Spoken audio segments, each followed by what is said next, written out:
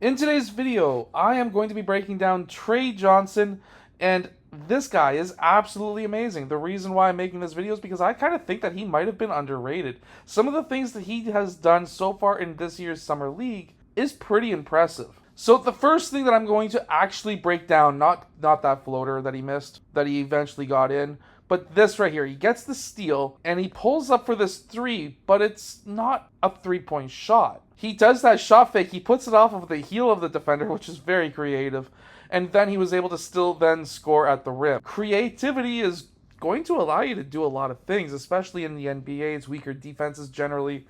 So this could be very interesting. And yes, this is a glazed session, but if you want to become a smarter shooting guard, make sure to go check out the shooting guard blueprint that is down in the description below. But you are actually going to learn something in this video. One thing that every NBA team wants is to have transition offenses that go into the actual key.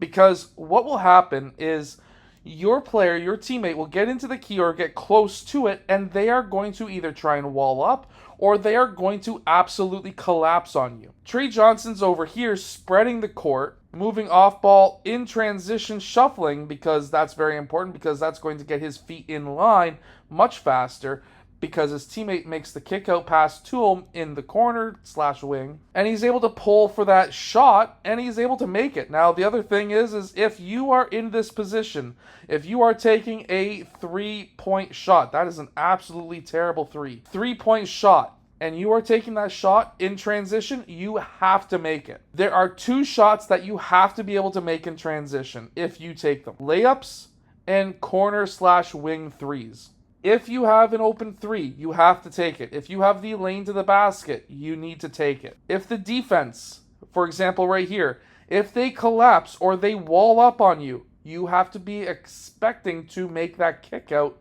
and your teammates better be spacing the floor, because if they're not, then somebody's going to be getting yelled at.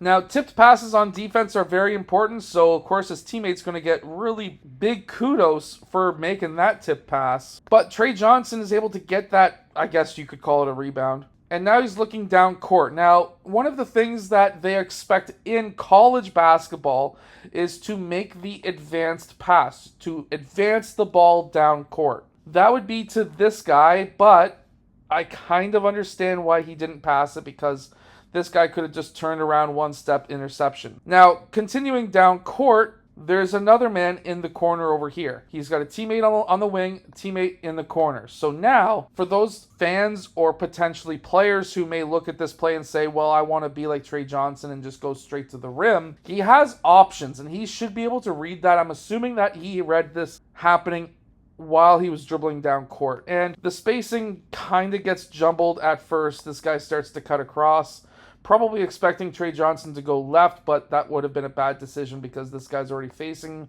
this direction, and he's probably somewhat close to 7 feet tall, so not necessarily the greatest option if you have a very low vertical, as Tre Johnson apparently has. So he then attacked back against the center because the center was facing this way.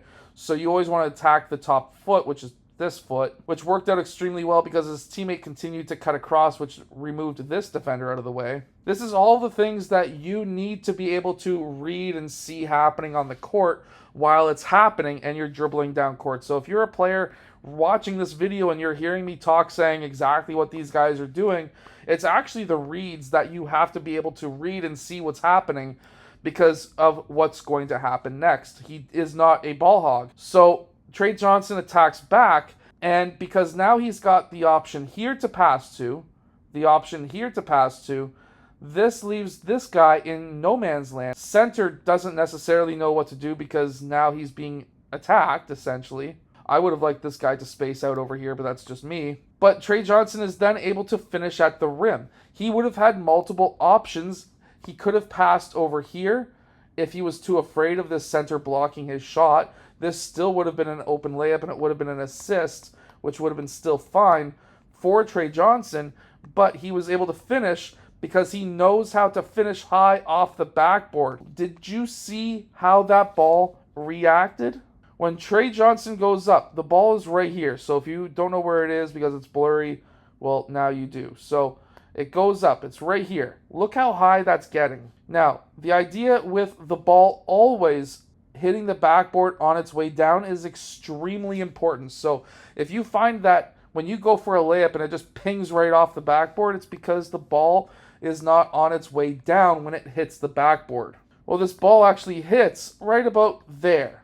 And because it's had a higher arc, it's going to go in, as we can see right here. The idea is you need to be able to hit anywhere between this corner and this corner, and as long as you have the arc on it, it will drop in.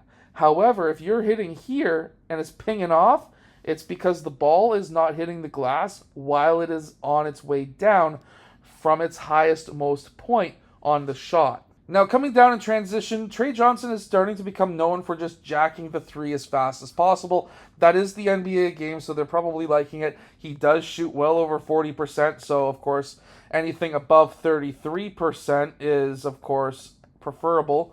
And if you are shooting over 33% in the NBA, you are basically shooting at a higher percentage than going for a layup. And the reason is because of the point differential between 2 and 3 points. So a lot of teams are starting to cover him early when he comes down court. But look at the teammate that's over here. He's wide open. Tre Johnson's able to make the correct read, get the blueprint down below. If you want to be able to make reads like that, that was nice. But man, this dude is an absolute killer shooter, like just hopping into a bang right in the face of the defender. That is a very tough shot. Anyways, if you want to be able to shoot like Tre Johnson or potentially just become a better shooting guard in general, make sure to go check out the shooting guard blueprint that is down in the description below. That's going to give you an 8-week workout, which is fantastic. But also, that's for strength, which is very important if you want to become a pro basketball player. But it's also for skills as well. And it's going to give you more basketball IQ. So go get that down in the description below. Anyways, I will see you guys again in my next video. Hit that like button and subscribe.